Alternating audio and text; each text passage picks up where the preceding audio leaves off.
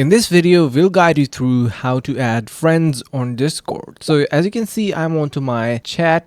Basically, if you are onto any other screen, you need to be heading back to your main dashboard. You can see we have all the messages section on the left side of our screen. We have servers on the most left. So how do you actually add your friends? You can see on top we have this friends option with this little icon. You gotta be clicking onto that, and here we have three options on top. Online, so it's going to be showing you the friends who are online currently. Then you have all, so it's going to be showing you all of your friends, and then you have add friend options. So since we need to add a friend in here, you need to be entering in here their Discord username, and you can also simply press enter onto your keyboard once your Discord username is entered for your friend. Like for example, you have this friend with their username usually written below. Let me just show you. So this is their username. Make sure to copy this and head over to your friend add friend option, and once you put there and click on send friend request, you will see a friend request option sent. So it is already my friend, so he didn't send friend request. So basically this is the key idea, and that's how to add friends on Discord.